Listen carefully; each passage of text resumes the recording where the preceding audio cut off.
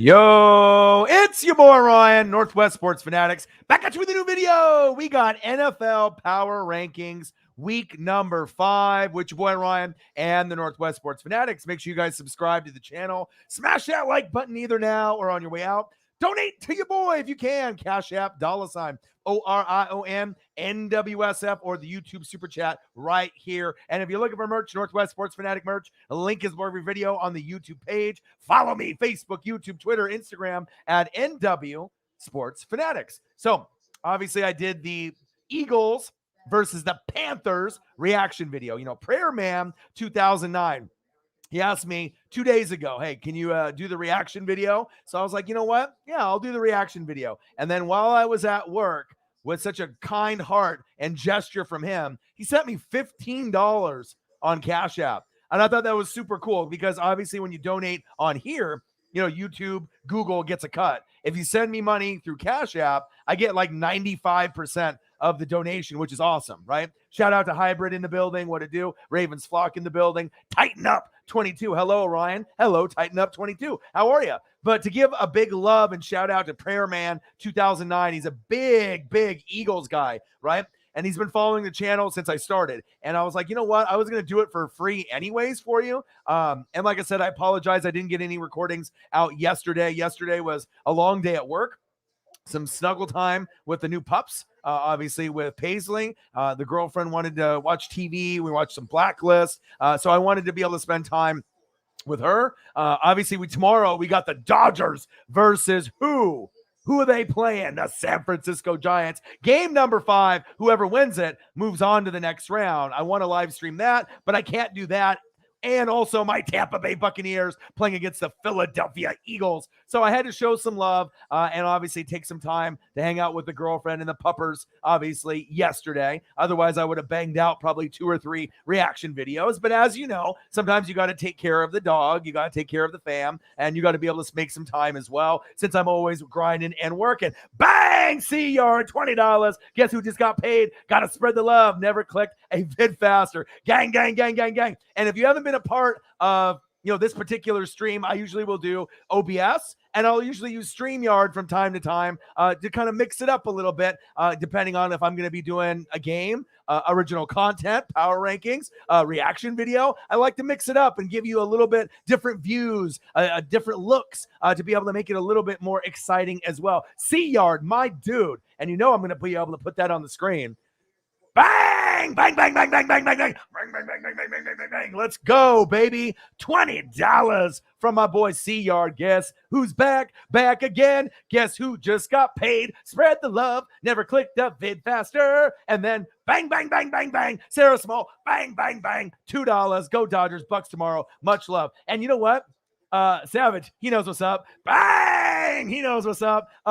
It's cool because, you know, I was like, all right, I got Bucks Eagles tomorrow. I got Dodgers, you know, Giants. I'm really worried because my dad's a big Dodger guy. You know, I root for the Dodgers. So I was like, oh, man, this is tough. But I think they can do it. But if they lose, I'm not going to be surprised. The Giants are for real. They have the best record in baseball for a reason. 1 game over the Dodgers. I believe it was like 106. 106 wins, 105, you know, tit for tat, whatever. But they are very, very good. Brandon Belt out for the Giants. And obviously for the Dodgers, it's Max Muncy. All right, it's Muncy. When Muncy's in the lineup, they do great. When Muncy's not in the lineup, you worry. And that's big facts. But I got a great show for you guys today. I'm glad you guys are in here. And again, I ended up doing the video. All right, I did the video for my boy Prayer Man 2009. And like I was mentioning, if I wasn't really tired from work, looking out for my mental health, spending time with the girlfriend, spending time with the new doggo, with the new puppers, I would have busted out probably at least 3 reaction videos yesterday. So from week to week, it's going to vary. I usually will try to do at least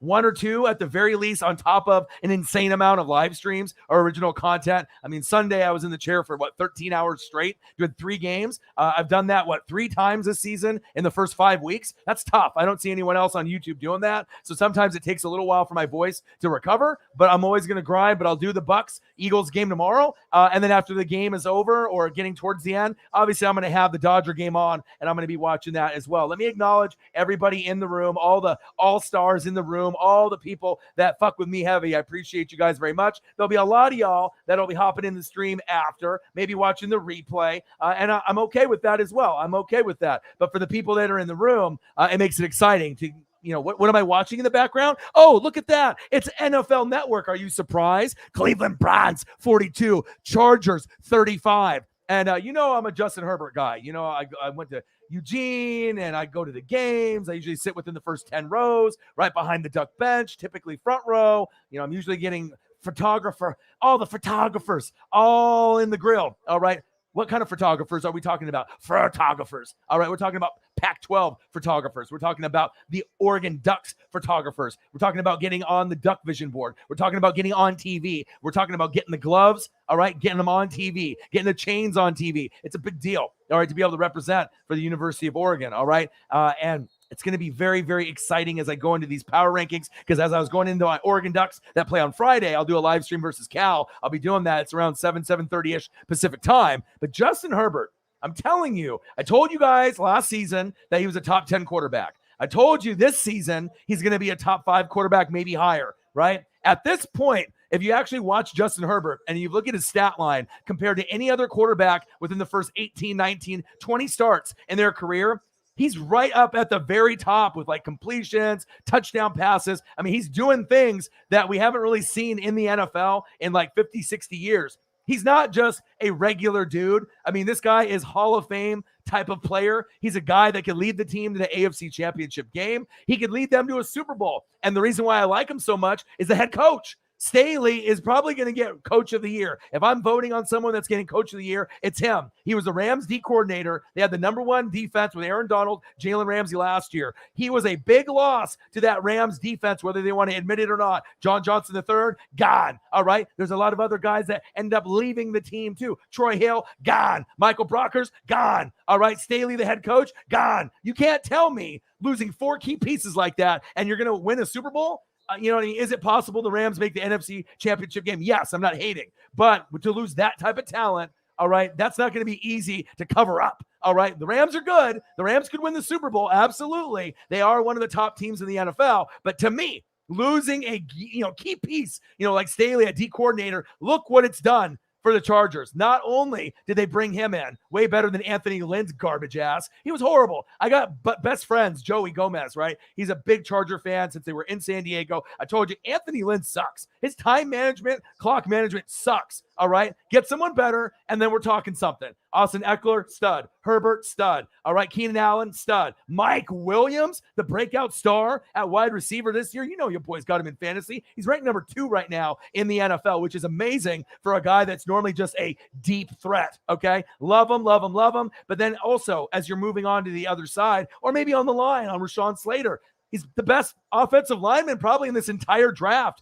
He hasn't given up a sack, I believe, all season. And I thought Penei Sewell from Oregon, you're like, oh, you're just a homer for Herbert. Well, if I'm such a homer for Oregon and for Herbert and Penei Sewell, how come I can easily say that I thought Penei Sewell would be the best offensive lineman, left tackle. I thought he'd be better than Slater, even though Slater would be very good. I thought he had Hall of Fame potential. Yes, he's on a shittier team, the Lions, but guess what? Regardless if he plays left tackle, right tackle, they move him around. He's versatile. Rashaan Slater's better. And obviously it's a better team, better coach, but the production as far as a human being, one-on-one, you as a left tackle, Slater is better. And they got Asante Samuel Jr., just like his daddy, getting picks. Derwin James is healthy. Probably the only safety that is considered elite, that if he had to go against Kelsey, Kittle, Waller, Andrews, Kyle Pitts, anybody else, Dallas Goedert, whoever you want to throw into that mix, he can guard them and he can stop them. That might be the only safety that I can say that about in the NFL. So if you see when I'm going down this path, that if they can stay healthy, and that's really been the Chargers' curse, they have talent all over the board. But what happens every year? Injury here, injury there, defensive player here, Derwin James there, Derwin James here, Derwin James there, Derwin James there, Derwin James here. Brutal. All right, for a guy that is a top 3 safety at his position and probably overall as a safety in the league. I think there's going to be people that will have a couple others a little higher. But, I mean, when you've seen the results, I mean, he's very, very good. So if somehow, some way, by a miracle, that they can stay healthy, don't be shocked if they go to the AFC Championship game. Don't be shocked if they make the Super Bowl. I know it sounds crazy, but we could get an LA Super Bowl. If I'm such a biased motherfucker, why wouldn't I just say Tampa is going to roll through everybody and we're going to win the Super Bowl? Because if you're cocky like that, the sports gods, they don't like that. All right. They don't like that. It's like, you got to be humble. You got to be confident in your team when they're good. You got to let everyone know the truth and the realness when they're bad. And I've done that. They were super bad for years and years. All right. My Buccaneers, but you got to be humble about it, see where it's going. And the Bucs might not make the Super Bowl. And I can be confident saying that, even though would I love to have him in the Super Bowl and go for 2 with Brady and have him play till he's 50? Absolutely. Right. But right. The Rams got, I don't want to say that much better than last year because they lost those pieces on defense and they're obviously D coordinator, but the Rams look good on the offensive side. Obviously, Matthew Stafford is amazing. Top 8 quarterback in the NFL. He's lighting shit up. All right. So if we get an LA Super Bowl, would I be shocked? Fuck no. I mean, the teams are better, and I'm going to go through my power rankings, and you're going to be shocked on the ranking on where I have them. Mine's not like ESPN. Mine's not like Fox Sports. Mine is not like NFL Network. Mine is original, one of a kind, and you can take it how you see it. You can be a bandwagon and hop on all those bandwagon guys on ESPN. All right, Stephen A. Smith, Skip Bayless, Skip and Shannon, Pat McAfee Show, which I love. All right, Good Morning Football, or all these other different ones that are out there. All right. Mine will not be like anyone else's. I don't look at anything else. Maybe I'll get a gauge on what teams are in the top 15 and then I'll break it down from there. But that's what makes this show original and different compared to everyone else, because you're going to get something on a different perspective. You may not agree with me completely, but you can see the reasoning why I put the certain teams where I did. And a lot of times I feel I have a lot of truth to it. I mean, there's a reason why we're over 20,000 subscribers. Okay. Because of you guys, but also with the hard work and the dedication, the passion, the reading, the league is better. Chargers, much better. Bills, still concerned about their run game, but they seem just as good as last year, if not better, especially with Dawson Knox emerging as a top 5 tight end in the league as of stats-wise. Dalton Schultz as well. You know what I mean? Your boy had him in fantasy, so I know when these guys are producing. They're breaking out. Instead of guys like George Kittle, we're talking about Dawson Knox and Dalton Schultz from the Bills and the Cowboys because they got studs at quarterback with who? Who is it? Josh Allen and Dak Prescott. Your boy knows fantasy, okay? If you're going to try to beat me, which I did lose by 0.14, which was definitely disappointing, I'll tell you that. But I'm going to find a way to learn from my mistakes, all right? And the mistakes were made, all right? Najee Harris never will be benched, all right? Mike Williams never will be benched or substituted for someone else, and that's big facts. And the same thing goes for Hollywood Brown. All right, I have a lot of deep weapons from top to bottom. My bench, I think, is a whole nother starting lineup. So when I have so many options, you go based off green matchup, red matchup. It's tough.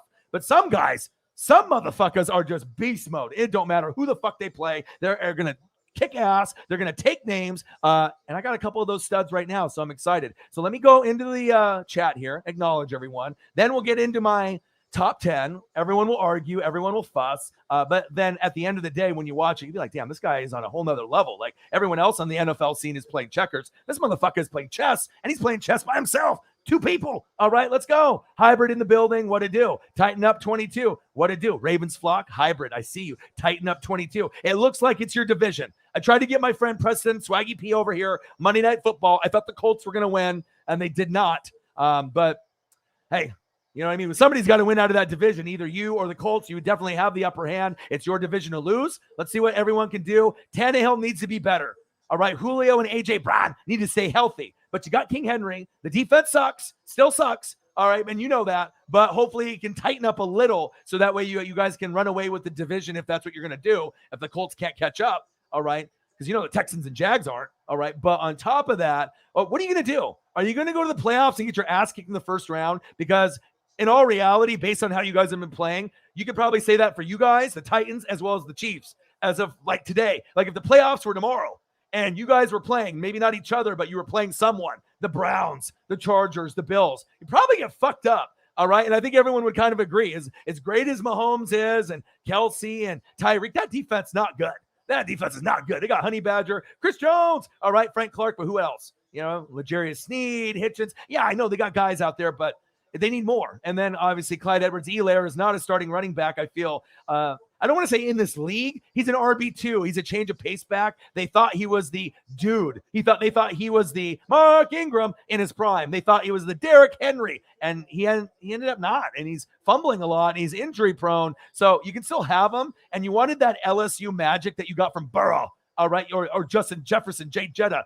He's not that player. He's not a Burrow. He's not a Jay Jetta. He's not a Justin Jefferson, not even fucking close. And it's sad to say, Kareem Hunt is thunder and lightning's time better. All right. And like I'm watching him, on the screen here with the Browns and the Chargers. I mean, I just wish that the domestic shit didn't happen and everything that's been going on with Gruden and the racism and the domestic abuse off the field, a lot of these crazy players. Kareem Hunt on the Chiefs would have been so huge. That's not like the Browns need fucking Chubb and Kareem Hunt. But guess who desperately needs a fucking running back, a 3-down back? Not just the Chiefs, but also the Buffalo Bills. And just imagine if they had Kareem Hunt. And it shows you how much more the offense would be thought as a threat across the league.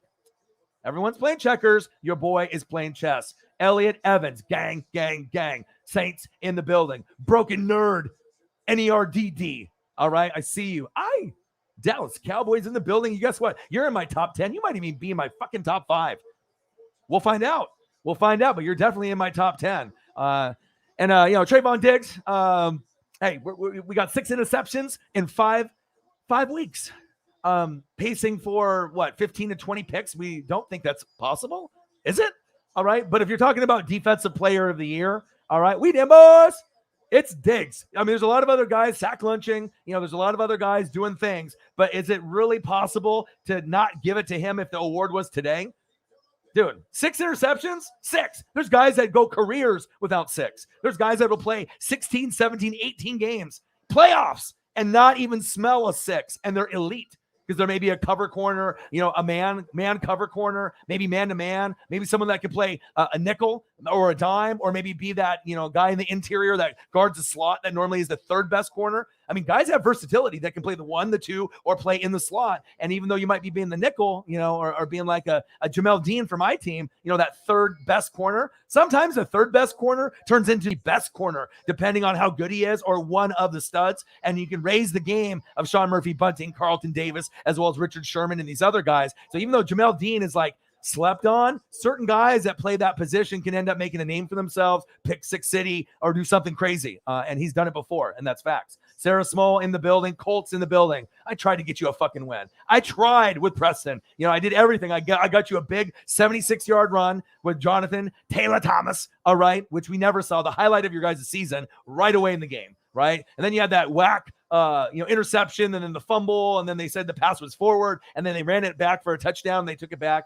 That was kind of sus, all right, kind of suspect. But Lamar Jackson, what can you do? He's in my top 10, and he got on his run. I told him, and I called him. I was like, Lamar, do you want to really take your game back to that MVP level, right? Where people actually respect you, and it's not you just dancing around like Michael Vick, even though we knew Vick had the arm, all right? But staying in the pocket, even though we know you're the best offensive weapon as far as a runner in the game. You can rush for probably more yards than half of the league. I mean, right now he's sitting like right there, like 12, 13, 14, 15, as far as like yards, and he's a QB, right? And he's got more yards than a team. Running back 1, running back 2, running back 3, fullback, anybody that's running the ball, quarterback, that's nuts, So, but when you put him in the pocket, and I was like, Lamar, you know what I mean? Like, you got this guy named Hollywood Brown. He could be a top 10 wide receiver in this league. Like, right there on the cusp, fighting with guys like Tyler Get to the Door and Lockett and Cooper Kupp and Adam Thielen and guys that are just right underneath Chris Godwin. Maybe not top 5, but somewhere between 6 and 12. There's a lot of fucking talent, right? Hollywood Brown doesn't really think like, I mean, that could be a name that could dominate. Look at Mike Williams. I got both of them in fantasy. These guys are ripping it up. When you get like 10 fantasy points as a wide receiver, PPR or standard, you feel good. Do you know what these motherfuckers are getting? They're getting like 20 to 35 points a game. You know what I mean? Like almost every game is 20 and sometimes 30. You get 30 out of a fucking wide receiver, and I got Devontae Adams already on my team too. So you already know I'm balling. All right. So I'm trying to double up and triple up. I got Devontae Adams, Hollywood Brown, Mike Williams. I got 3 of the top 6 wide receivers in fantasy. I think that would be pretty good. All right. Your boy's on the wire. Your boy knows, takes advantage. All right. Special different pieces, special different players. It's going to be fun. It is going to be fun. Let me acknowledge everybody else in the room here. Elliot in the building, Sarah in the building. Go Dodgers. Let's go. C-Yard. Look at this right here. Bang, bang, bang, bang, bang, bang, bang. $20. Guess who just got paid, baby? Baby. Adam Cole, baby. Got to spread the love. Never click the vid faster. C-Yard in the building. And I really appreciate all the people that fuck with me heavy like that. Look at that. Elliot's like, boom, that was fast. These guys fuck with you heavy. You are not sus. Dead ass. This guy's fun. Appreciate you. And then you know it. Should put that on a shirt. Bang, bang, bang, bang, bang. My face on it, right? Look at Rugrat. Rugrat Tick. Yo, what to do? What's good? And I'll catch up to everyone else in the building. I apologize. It's taking a little time here. I'm just going through the comments because, that's what I do. I take my time with everybody. Sarah says, I'm watching Hockey Avalanche up 3. That's awesome, dude. I have a guy at work, John. Him and his family are Colorado Avalanche fans. And I was talking about, I was like, dude, you know what? I saw the preseason rankings. The Avalanche are ranked preseason number 1. So I was like, dude, if you fell off the Patrick Waugh tip, you might want to get back on and start really watching the team. And he agreed. So I'm excited to see his coverage from him telling me what's going on. Because obviously I'm not going to watch every hockey game. But if it's like the number 1, number 2 team, or it's Sidney Crosby, Ovechkin, Alexander Ovechkin, your boy knows some of the guys that are elite in every sport. I might tune in then, or Stanley Cup, in the little playoff run, but I'm not going to watch, just like NBA. I'm not going to watch every game. So that's facts, but that's awesome that you're watching. Elliot's like, yeah, man, you did 7 games on Sunday. For real though. 3 in the morning, 3 in the afternoon, 1, at Sunday Night Football. Okay. Amber in the building. She says, your voice sounds like shit in the nicest way possible. It's like, oh, your voice sounds like it's going out, which means your voice sounds like shit. All right. Got to drink the lemon and the tea and the cough drops. Yeah, I think I've just been going super ham this season that I permanently think I've lost my voice. Go, Eckler, go!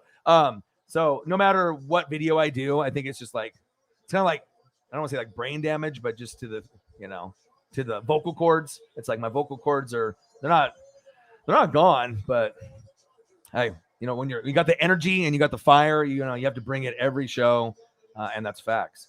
Let's see here. Amber in the building. Gang. Saints in the building. Brian Chaffino, Ravens flock in the building. Miss you, brother. What to do?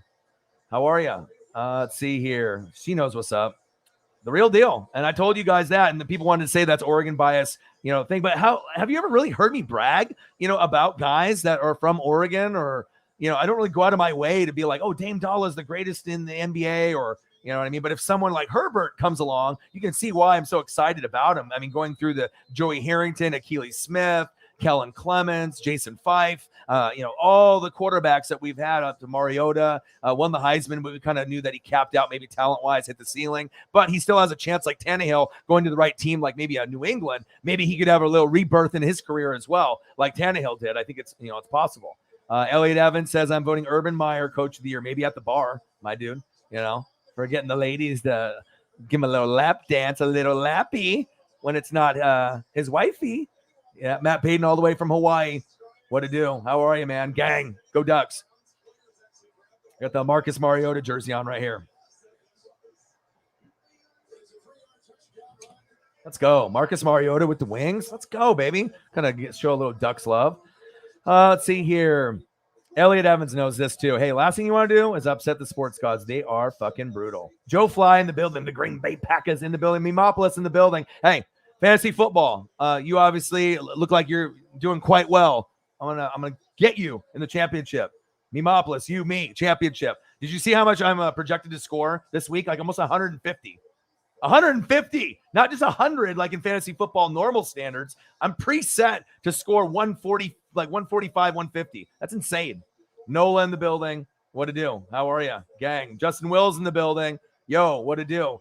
Panthers. Hashtag keep pounding in the building. What to do? Oh, look who it is. Devontae Griffin.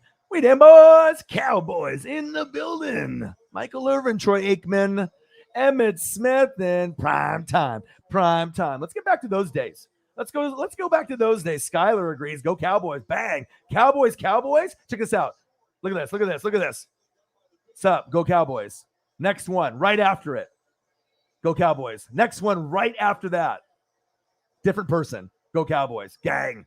We them boys. I love giving the Cowboys credit when they deserve it, because when you get the haters in the building, they don't want to give them credit for anything. All right. They're like undefeated. They're 15-0. Right. And then there's going to be haters out there. They're not that good. You know what I mean? Just the typical hater, right? That just hates Dallas, hates Dak, hates the Cowboys' history of winning and being, championship worthy, in the 70s and obviously the 90s. We saw, what they could do, 80s, a little sprinkled in, right? But 90s is really what we remember them by with the 3. It's been a while. So it's going to be interesting to see, how that progresses. But I really like Dallas, and I think Dak is very underrated. You could say that right now he's a number 5, number 6, number 7 quarterback in the NFL right now, playing on that MVP level, just like a Kyler, or a Brady. They're playing fantastic football. It's awesome to see. They're running the football. You got Zeke, which is awesome. Tony Pollard, so they're getting opportunities. CeeDee Lamb is starting to break out, but your defense and Dan Quinn, that's the reason why you bring in a genius like that and you get a guy like Micah Parsons, the best linebacker, best player on defense in the draft to me overall. Lots of potential for being top 5 in the near future, and we're not talking top 5 in his position. We're talking top 5 linebacker in the NFL. That good. So exciting to see. Will's in the building. Matt Carter. Lamar is a good running back. Hey, damn right he is. He is. Said, I scored the most points 3 times out of 5 weeks. Hey, but it all depends on that championship, baby. It all depends on that. Your boy Alex, is it Trayvon looking like a young Deion Sanders, man? Yeah, but he's doing it kind of differently than Deion, but it's awesome to be able to see the progression, and it's something that we weren't expecting in the NFL. A lot of people were like, okay, Dak is coming back from the injury. Is he going to be good, or is he going to suck? Is he injured? Are Cowboys the real deal? Are they going to win 10 games, or are they going to be the Cowboys of what we know of 8-8, 8-9 now because you have an extra game, or 9-8, 8-9, or maybe a couple games below 500, maybe hitting that 7-win mark, something like that, right? But you can tell. The D coordinator, I don't like Mike McCarthy at all. That guy needs to go. All right. But as far as Dan Quinn, the defense, bringing in, Micah Parsons, that was smart. You're running the football. You're playing good D. Play calling from Kellen Moore looks like it's been fantastic. And Dak is unguardable. You cannot stop that. So, like I said, they deserve to win week 1 against my Buccaneers. And no Buccaneer fan would probably really say that. But, I'm not a biased Buccaneer fan. I'm not a biased fan in general. So if I'm watching it from an outside perspective, Dallas dominated that whole game. I got super lucky to be able to even be in a position to tie or win. And when you have Brady, he usually can make shit happen. Comebacks are no problem for him. But did we deserve to win week 1? No, fuck no, we didn't. Did we scrape by? And it was like almost like you were shocked that you actually won the game. Yeah. But you're going to get the cocky Buck fans that were like, yeah, we're going to win every game. We're going 17-0 and running it back, or they're having some crazy take on it, just like any fan base. But going deep, Baker, and complete. 47-42 Chargers. What a game. In this game that I'm watching on NFL Network, it's the first time in a long time that someone's got like 500 yards of offense. The quarterback doesn't have a turnover. They have 0 turnovers in the game, and you lose the game. And they were up like big. And the Chargers with Herbert made that huge comeback. He's really showing people how great he is. And like a lot of people like Kyler or Dak or Josh Allen better, or you like Russell Wilson or Rodgers or Mahomes. If you're really looking at who's playing right now, like Brady's balling for an old man. He's got the most yards, but I don't need to rub it in and say how great Brady is at that old age. You guys already know. And a lot of y'all probably don't like him, or, don't like me or the Bucks or New England or Belichick. Right. But the bottom line is you don't have to like him. All right, regardless if it's on my team or not, but you kind of have to respect the game. Like, you know what I mean? It's like someone that's got the ice water in the veins, like a Kobe Bryant, rest in peace. Kobe, you know what I mean? The certain guys, Jordan, Kobe, Brady, they have that, Montana Rice, they have this they have that special X factor, Tiger Woods in his prime. Like, it's going to be interesting. Really, really interesting to see where things go. But I like a lot of these QBs, Herbert, Allen, Kyler, Dak. It's kind of like the future of the league, even though you already got Mahomes there. You got Rodgers on the way out pretty soon. You got Russell Wilson's typically there. Deshaun Watson had to go out of the top 4 because he's not playing. And guess what? Josh Allen and Justin Herbert said, let me step right into the number 4, number 5 status. Let me do that right now. And then Kyler, Dak right there too. And complete. And I'll get into the top 10. Your boy's just having fun. Let's see, Marshawn Lattimore, but you're getting knowledge as I'm going through the comments. As you can see, Marshawn Lattimore is a top 3 corner. No, he is not a top 3 corner, right? But right, this is not just me being a Bucks hater to your Saints, as if no one thinks he's a top 3 corner. Even the Saints fan base don't think he's a top 3 corner in the league. There's a lot of guys that are better. Just off the top, you can already think of like Jair Alexander when he's healthy, Tre'Davious White when he's healthy, right? Who else? There's a couple other big ones, right? Jalen Ramsey, he's number 1 in my book, right? Gilmore, number 1 or number 2. There's a lot. Lot. You know what I mean? But he is good. I'll give him that. You know, he can definitely shut down, Mike Evans. But what about the other big guys on other teams too? You know, I know you guys can talk shit and rub that in. It's facts. You know, that's what happens. You know, when Lattimore and Evans go, Evans, turns into a cat. He curls up. You know what I mean? Just can't handle Lattimore. Maybe his shit talking and swag as this drip is too much. And Mike Evans got the drip. You know, he's confident. Played with Johnny Football, A&M, right?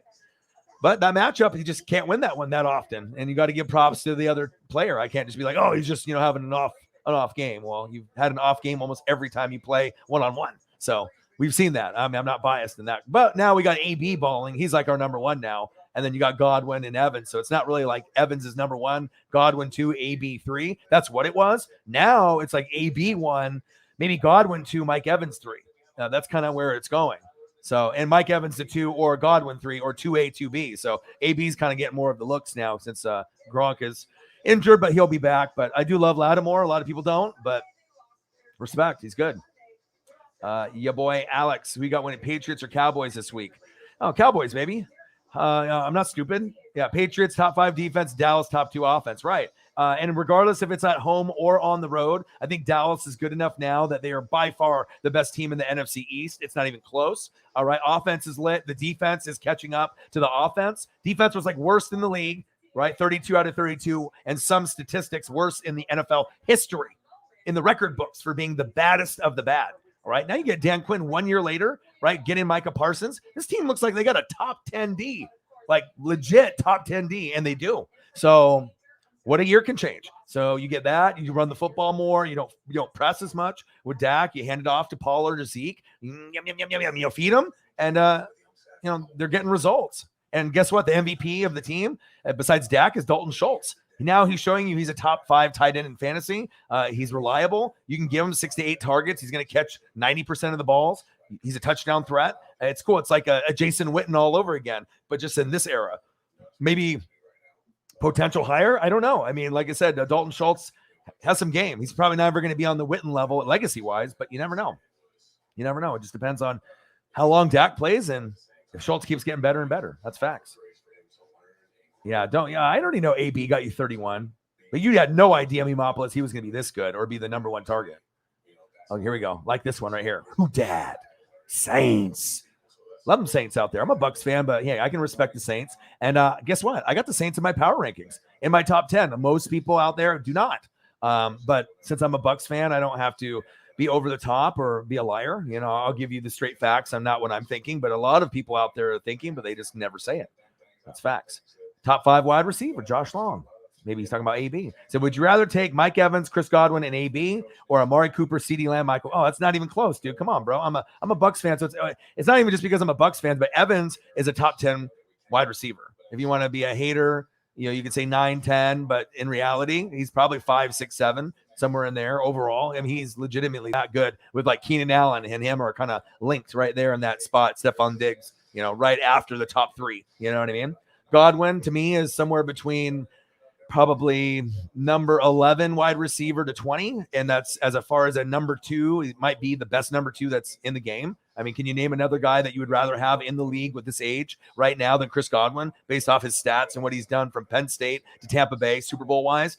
He's arguably the best wide receiver out of the 3. You know what I mean? And he's considered number 3, probably to Mike Evans and AB based off their careers. But I think all 3 are going to be Hall of Fame, and that there's no question. Now, Cooper, he's a Hall of Famer. CeeDee Lamb's my favorite wide receiver that's young, besides Jay Jetta, Justin Jefferson, A.J. Brown, and Jamar Chase. So he's definitely got a lot of game. Gallup is getting better as that second, third option wide receiver, getting a little hurt and banged up, but he definitely deserves to be a part of that Cowboy legacy. So they need to make sure they re-sign all 3, keep them there with Dak, and I think NFC championship game wouldn't be that crazy to think. I don't think anyone wants to play them. They are the dark horse that could go to the NFC championship game just because their defense has been firmed up so much. And you're getting guys like Diggs, Trayvon Diggs. I mean, you know what I mean? Like you got that and Micah Parsons and a good D coordinator. Like you really revamped like everything in 1 year, which normally takes 3 or 4, unless you're everything lines up perfectly. So, yeah, but I think the Cowboys wide receivers are great. But if you ask most people that are either not Cowboy or Buck haters, I think most people are going to go with Evans, Godwin, and AB. No disrespect to Cooper, CeeDee Lamb, and Gallup, but Amari Cooper is the most boring elite wide receiver in the league. You know, there's nothing really flashy about him. He's really good off the line. He's got good feet, but he's just kind of like a yes man guy. And then, you know, gets the touchdown, gives it to the ref, doesn't talk shit, doesn't dance really. You know, he's more of like a Marvin Harrison. And there's nothing wrong with that to be, you know, by the book. People respect the shit out of you, but sometimes you want to see a guy dance and have some fun, right? But he's probably the most boring elite wide receiver in the league. And I'm not the only one that thinks that, right? But he's awesome. He'll be a Hall of Famer. CeeDee Lamb, athleticism, Oklahoma, he can do everything. So obviously, you know, that he's got, you know, so much upside. I think he could be the best wide receiver on the team, even over Cooper. So that shows you how much I think of him. And then Gallup is a great second, third option, probably top 5 as a number 3 option on a team, besides Dalton Schultz, you know, stealing some, or Blake Jarwin. But yeah, Joe Fly in the building, Cody Parker. Cody Parker was released after 1 game. Yeah. Absolutely. Michael A in the building. What a deal.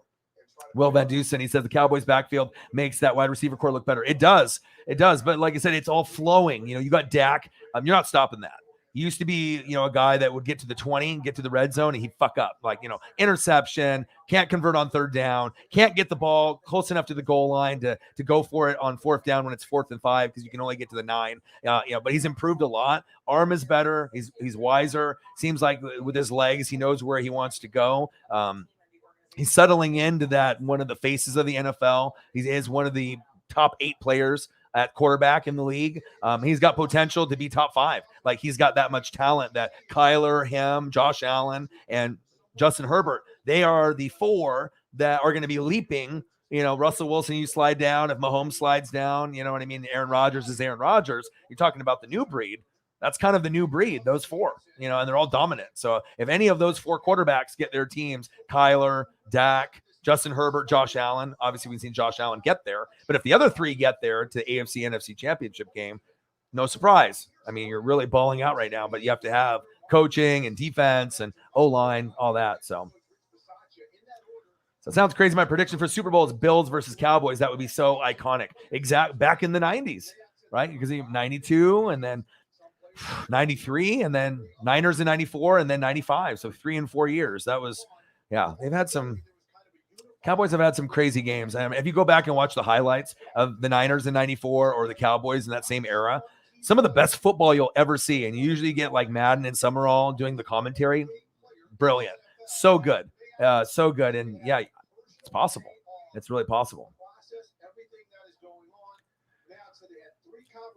You know, even if Schultz wasn't playing like that, it is already a top 5 offense in my eyes. I mean, statistically, maybe some of the stats say 6, 8, 9, 10 or out of the top 10. But to me, as I'm watching it with my eyeballs, you know, just the eye test, they look like a top 5 offense. I don't need you to show me stats. I can see just by the production of the running game and then the wide receivers and what Dak is doing on 3rd down and how good it, you know what I'm saying? Like, if you want to be a hater, you're going to be, oh, Dak sucks, you know, until one day Dak gets traded to your team in 5 years, and then you got to root for him. You know what I mean? So, Michael, I have not just been so busy. I've been so busy. Don't forget Joe Burrow. Yeah, Burrow's nice too. His potential compared to all these young quarterbacks, I think Burrow and Herbert are light years ahead of any of the 5 that we got this year. You know, Trevor Lawrence up and down.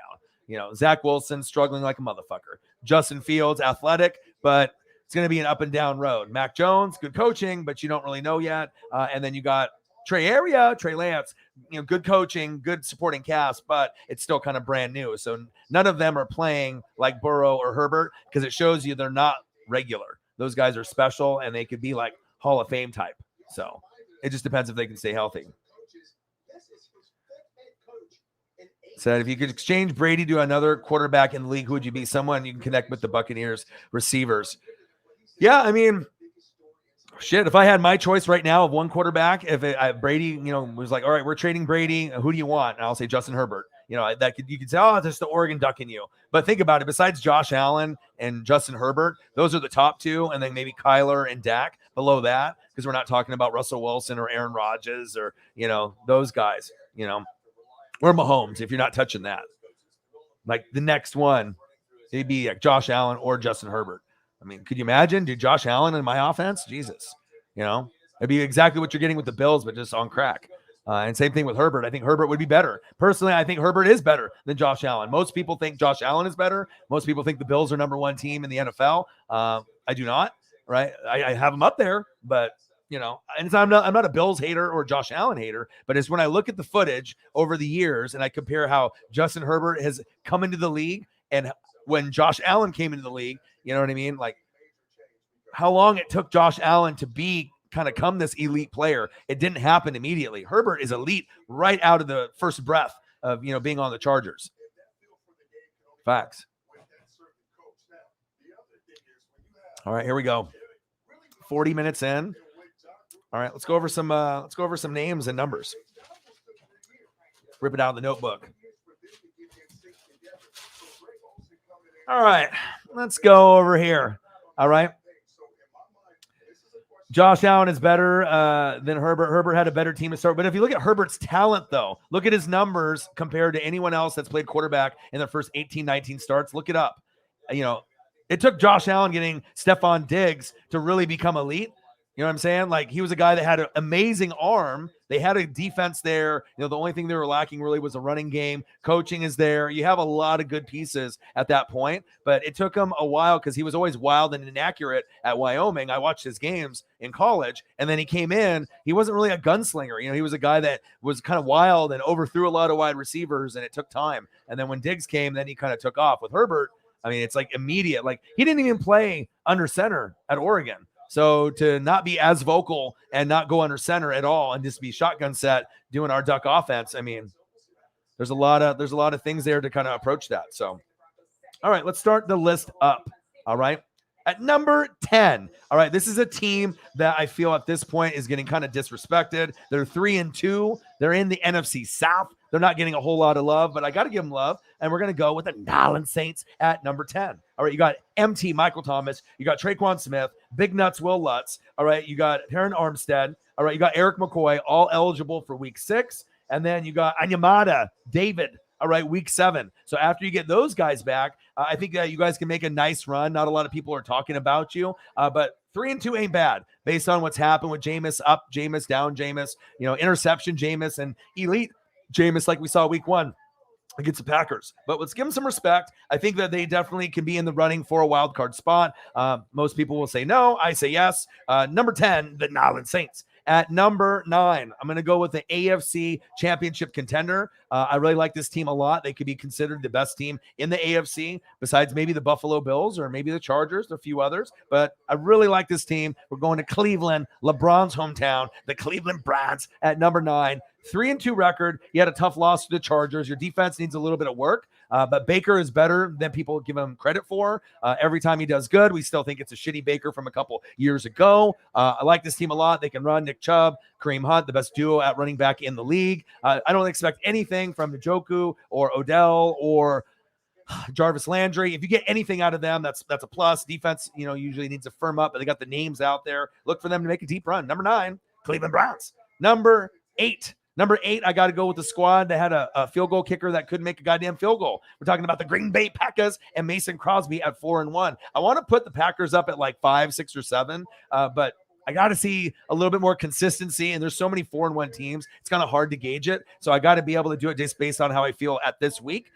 Mason Crosby, barely squeaking by and getting the game winner with all the misses, a lot of extra points. I believe it was the most extra points missed on a Sunday ever, like all time. I think like 15. Something like that. It was like a record-setting extra point in field goal misses for a weekend. So it shows you field goal kicking and extra point is not a guaranteed thing. But one thing we did learn in that Packers game, if you watched it locally like I did on the TV, the Cincinnati Bengals are for real. So they are number 11 on my list. I don't have them on there, but guess what? Joe Burrow, stud. Mixon makes him better. You got Ozuma. You got a lot of guys that are starting to break out. And that guy, Jamar Chase, that looks like it was the right fit. You know what I mean? I was hoping it would be Penei Sewell, but the chemistry that they got, and then they got Jesse Bates, the third at safety, one of the best in the league. So they're really coming along. Steelers are going to be in last place like I predicted before the season started. Bengals could finish third. Hell, the Bengals could finish first, depending on the run that they can get. I think that there's some potential there. Like, are they going to do it? Probably not. But the Browns and Ravens are better.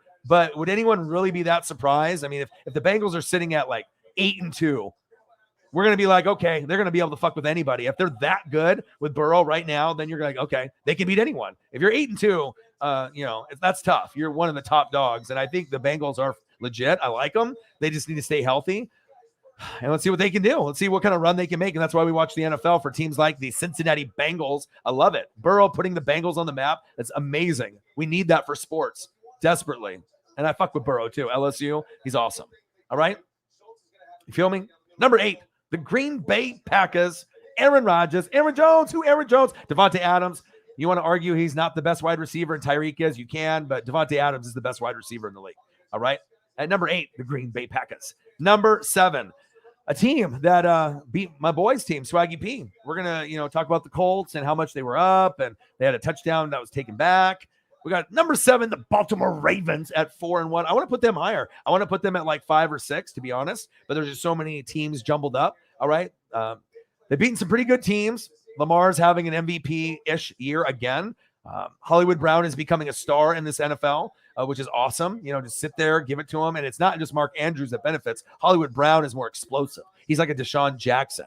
All right. So get him the ball as much as possible, like an AB as well. That's why they're related. Facts. But Lamar, 4-1, defense, sketchy at times, but usually good enough to get it win, and scrape. And you've had all the running back injuries with J.K. Dobbins, who is going to be one of the breakout stars of this year. And you're still sitting there around 5, 6, or 7. At number 7, the Baltimore Ravens. All right. Number 6. Number 6 is a team I could have put at 7 or 8, but I got to move them up a little bit. And I have them just outside the top 5 because I want to give number 5 a little bit more love that no one else is going to give. At number 6, we're talking about a team that might go to the Super Bowl, might win the Super Bowl. We're talking about the Los Angeles Rams at 4-1 at number 6. Matthew Stafford, much better than Jared Goff in the offense, right? Kupp is amazing. Woods, amazing. Higbee, up and coming, all right? You beat the Seahawks 26-17, and you were supposed to beat them because Russell got hurt, all right? I want to put you much higher. We got to be able to see how it matches up with the rest of the NFC West, especially Rams, Cardinals. Those matchups are going to be epic, which we've already got to see once. Okay. Excited to see who wins the NFC West, and anyone that out of the NFC West that goes to the Super Bowl, would anyone really be surprised? Not Seattle, but if it was like Cardinals, Rams, Niners, probably Niners are kind of out of the picture right now. So right now it's like Cardinals, Rams, Packers, Bucks, Cowboys. Those are kind of like the legit top dogs, but hey, Rams got it. They got Aaron Donald. All right, they got Aaron Donald. They got Jalen Ramsey, and I think that's the best D tackle, nose tackle, and the best corner on the same team. I'm a Bucks fan, but I can admit greatness when I see it. Number 6, Los Angeles Rams. At number 5, I'm going to put this team so high on my list is because they deserve it. I could have put them at 6, but number 5 just sounds better. They've been playing great. They got the Defensive Player of the Year. Dak is back, baby. Dallas Cowboys at number 5 at 4-1. And some people are going to be like, hell no, they're not better than the Ravens, Packers, or Rams. Well, who's to say that? You know what I mean? They beat some shitty teams lately, but I think they have enough this year with this team. 6 picks in 5 games. Trayvon Diggs, dude, Defensive Player of the Year. Give him the award. All right. But the offense doesn't even have Michael Gallup, but they're running, they're disciplined, they still fuck up and make mistakes. But I think with this team, it seems like they can play the shitty teams and beat them like they're supposed to, but play the good teams, and they're going to go 50-50 probably with the good teams. They're going to win some, they're going to lose some. But, I mean, you're going to have an above 500 record. You're the best team in the NFC East. You're a team that could go to the NFC Championship game. I don't think I've heard anyone else in the media really say that genuinely. And I'm not a Cowboy lover. I'm not a Cowboy hater. I'm not a Patriot lover or hater, even though most people on the outside hate the Patriots and Cowboys and will, definitely, single those two teams out and those fan bases out, right? But I can't. I'm going to be a straight shooter. All right, Cowboys 4-1. You could even put them a little bit higher, to be honest. I like the way that they're playing. And I'm a defensive guy first, linebackers, safeties, corners, and then the O-line. I like what I'm seeing on all aspects of the game. O-line, D-line, Micah Parsons, the growth. And then you're getting the surprise Trayvon Diggs. Like, did anyone out of any atmosphere, any alien race be like, okay, the best player after 5 weeks is going to be a corner that no one even knows who he is. Trayvon Diggs, related to Stephon Diggs, might not even be talking about the best Diggs. And he's going to play 5 games and get 6 picks, and no one knows who he is. No one predicted that. And then you got Micah Parsons, the best linebacker in the draft. I think he could be a top 5 linebacker sooner than later. He's got that kind of talent. Give him time. After the season's over, I will consider him probably top 12 linebacker. Hopefully, like 8 or 9 would be really cool to consider, but he's going to have to really tear it up from here on out. And if they go to the playoffs and go deep, like NFC Championship game, it's going to be a big part of him. And that's facts. Number 5, we did, boys, Dallas Cowboys. You know, Ryan will give love to anyone that is deserving, no matter what fan base. I'm going to be a straight shooter. Some will agree, some will not disagree, but this is for 1 week. And then we're going to the next week. But just the way that the teams are playing, how confident I am in my order. And it's not like anyone else's list, okay? And at number 4 is my favorite quarterback, not named Tom Brady. So obviously we know who that is right off the gate. I'm an University of Oregon Duck. All right, go Ducks. All right, all day, every day for about, 30 years of my life or more, okay? Justin Herbert. I told you he was top 10 last year. I told you he was top 5. He's legitimately playing like MVP, like Dak and Kyler and Josh Allen, that MVP football. I think Justin Herbert, you could say, is top 3 right now, and I don't think you really have to bat an eye about it. If you want to throw Josh Allen in that conversation and have him in there too, I don't think that anything's wrong. Kyler obviously could be in the mix. You can go Kyler, Josh Allen, Herbert, Dak, like top 4 MVP candidate, and would you be lying? Fuck no. Mahomes hasn't played that good. Right? Struggled a lot. Right? Who else? I mean, Brady's been playing good, and I could rub it in. Oh, Brady's leading in passing, and, Brady is balling out. I mean, for his age and everything he's doing. But, I mean, I'm talking about other than Brady. Let's give someone else credit. I don't have to be that Brady bandwagon guy, or you know what I mean? It's like, I don't want to include him. Like, put him to the side. We know you're doing good and all, but I want to give love to Josh Allen and Herbert and Dak and Kyler, because those guys don't get as much love. Allen got it when Diggs got there, but I think a lot of the people are hopping on the bandwagon with Allen. But I think if you look at the type of player each one is, I think that Herbert's ceiling is higher. And I think there's more athletic ability there. Yeah, Josh Allen can hurdle, but Herbert can throw something on a dime that you might have the strength for, Josh Allen, but Herbert's got the touch. So he'll throw it, one guy will throw it for 62, the other guy's 60, but one guy's, 10 yards over the head, and then one guy's right in the breadbasket for, 75-yard touchdown. So it's stacked. But I got to give credit where credit's due. Number 4, Los Angeles Chargers. Chargers, LA, Super Bowl, possible. Do I think the Chargers are the best team, even though I have them at number 4? In my power rankings? Yeah, I really do. I think the Chargers are the best team in the AFC, personally. I mean, it's just, people could say, oh, you're just a Justin Herbert homer. Yes, I love Justin Herbert, but it's not just because I'm a Duck. All right, look at the production. You don't have to just be like, oh, because I've never been a bandwagon, push it in your face kind of thing. But if I do be, really passionate and I'm pushing, certain information on you, I'm not doing it just because like, oh, he's an Oregon Duck. Because I've already told you, Marcus Mariota, he won the Heisman. That was supposed to be the guy, right? And he already hit his ceiling out of college, and he's probably never going to be considered top 10 or top 15 ever. That's sad for someone that won the Heisman, right? But Herbert is just like that Phillip Rivers, Eli, Ben Roethlisberger height, right? Kind of like a Josh Allen. They're bigger dudes, right? But the upside, I think, with Allen and Herbert is much higher than even Eli, Phillip, and Ben, if that means anything. So I think that, it's all about, having a good coach. Chargers didn't have that, injuries, and then now they don't have them as much. But if Derwin James can stay healthy with Asante Samuel Jr., you have obviously Justin Herbert with Rashaan Slater, Eckler, right? Mike Williams balling out like a top 2 wide receiver with Keenan Allen. I don't know. And Jared Cook is there, even though people on the Saints don't like Jared Cook because he fumbles. Guess what? The Chargers would gladly take Jared Cook. He doesn't have to do a whole lot. Give us like 5 touchdowns, right? Something like that. Maybe 5 to 8, right? Big money. Like that could get you to an AFC championship game, and it might be a year early. Like we don't know when the Browns are going to get there. The Bills have already been there. When are the Chargers and the Ravens? Like when are the teams going to take the jump, to go to the NFC championship game? Because some teams like the Rams, they want to do it. Cowboys want to do it. You got Packers wanting to get there again. So you know what I'm saying? But like when you're looking at team, the only thing that worries me about Buffalo is the running game. Zach Moss is better than Singletary, but either one is both an RB2. They're change of pace backs. They need that, Nick Chubb in the lineup, and they don't have it. So until they do, I'm not sure if they can win a Super Bowl. Maybe they can go to a Super Bowl and win an AFC championship with who they have now, but I don't know.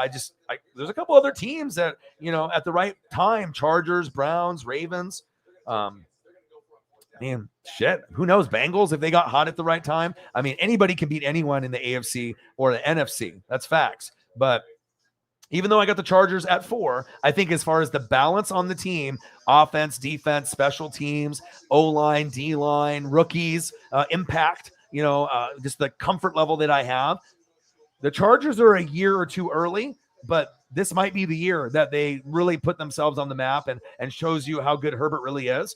So number 4, Los Angeles Chargers, 4-1. Herbert definitely is an MVP candidate with Josh Allen and Kyler and Dak, Brady as well. Exciting to see if Derwin James can stay healthy, because if he does, that could be the difference of getting to the Super Bowl or AFC Championship game or not. So I'm really rooting for Derwin James as well, because he's had some tough times with injuries. Love him. Arguably the best safety pound for pound in the league when healthy. Derwin James.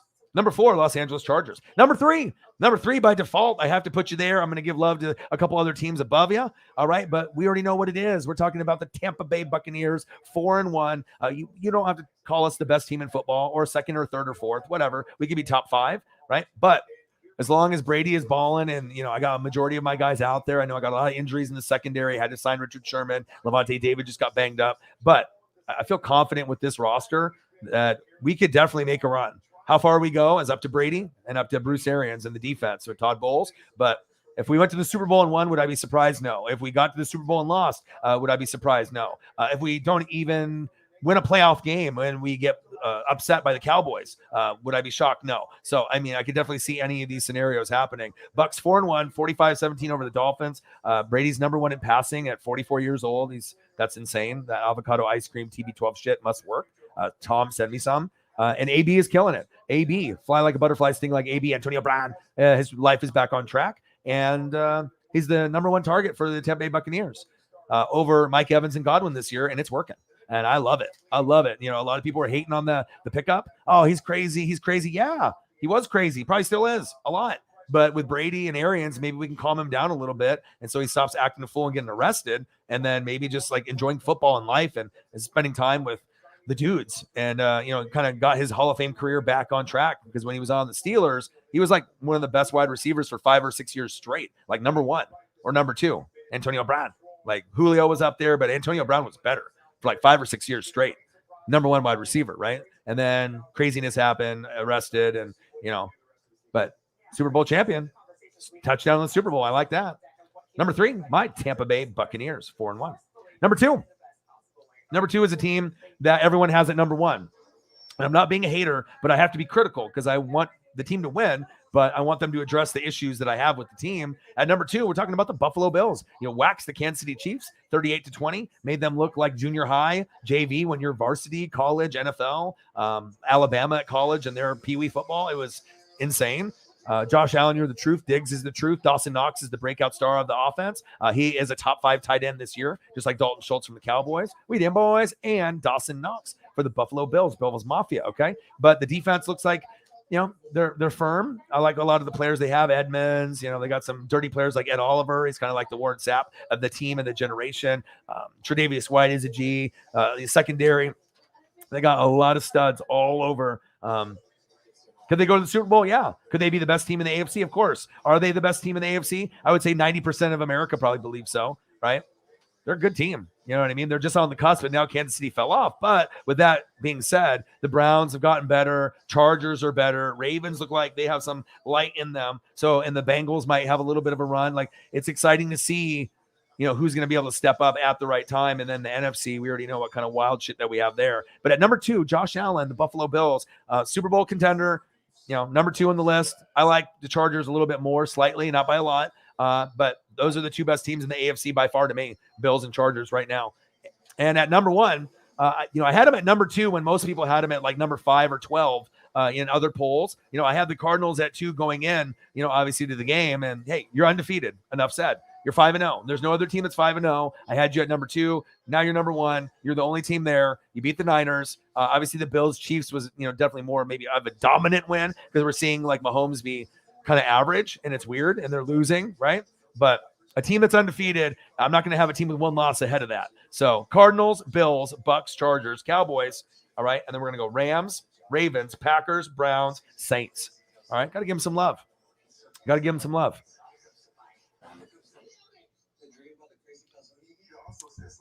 I appreciate you guys. Love you guys, man. And sorry it took so long. I usually just like to, talk with the people and go over questions, and I can give you my takes and stuff. And Obviously, you can tell with the reading and the film. I mean, to be able to know like everything about every player on every team, it's like it takes a lot of time, a lot of preparation, a lot of effort. So Josh Allen's a better running quarterback. Herbert, the better passing quarterback. Yeah, they're both fantastic. Both fantastic.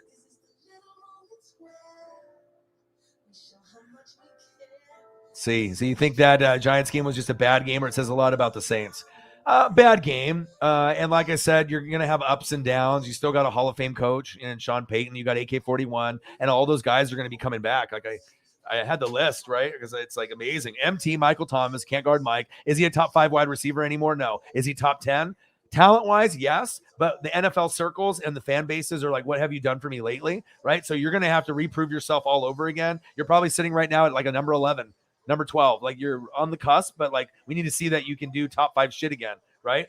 To feel good about it. But MT will be back. Traquan Smith back. He's a game breaker, right? Terran Armstead, Pro Bowl Hall of Famer, right? Big Nuts Will Lutz. Kicking has been bad, right? You need him back. Eric McCoy. Yeah, let's get a guy that can play center or guard, or primarily center like that. Right. And then week 7, David Onyemata will be back. So boom, boom, boom, boom, boom, boom. All that, right? You get all these people back. And you haven't really played that bad.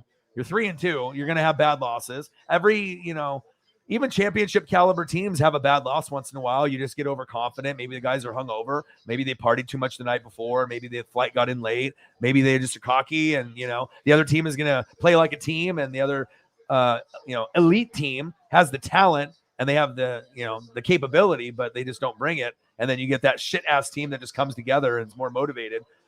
And that's how you get teams like the Jets and the Jags and the Lions and like the bottom feeders. When they end up getting dubs, a lot of times it's like everything finally went right. Someone slept on them and they maybe got the first punch, a big uppercut, in the first quarter. Myles Garrett, the guy's like on roids. He's so ripped. Jason, great question. Is Baker a good quarterback or a good game manager? Both. The thing is like I'm just like everyone else. When we saw him in college, a lot of upside, Oklahoma swag, drip, liked it, right? But we saw some, bad coaching, right? And then we saw a bad O-line, and then, he forced a lot, and we were like, bad Baker, right? We were shaming him. Shame, like Game of Thrones, right? And then they got Jack Conklin, Jedrick Wills Jr. from the Titans and from Alabama in the draft. All right, you got Kevin Stefanski, that was the OC for the Vikings, right? When they had Zimmer, but he made Adam Thielen and Stephon Diggs, the guys that they are, being like that wide receivers and being that type of coach and that OC to get him the football, to make him that deep threat, right? Really made Stephon Diggs who he is today. You got Kevin Stefanski there, so then you already have Chubb and Kareem Hunt. You don't give a shit about the tight ends or wide receivers, whatever. You don't even, whatever. And then the defense, you just want to add pieces there. John Johnson III, Troy Hill from the Rams. You're adding pieces. Grant Delpit from LSU was injured the year before. You get him back. You got Ward, Myles Garrett, Jadeveon Clowney. I mean, you got names on names, right? But the defense really hasn't lived up to it. But with Baker, he doesn't have to force it as much. And if the O-line's better and the coaching's better, there is times where Baker is not a top 10 quarterback. He's probably somewhere between 13 and 20. But some weeks, he's going to play like a top 5 or a top 10 quarterback. And that's shocking, because when a guy's like a Carr or a Baker, Tannehill, usually that's like in the top 10 or outside of the top 10.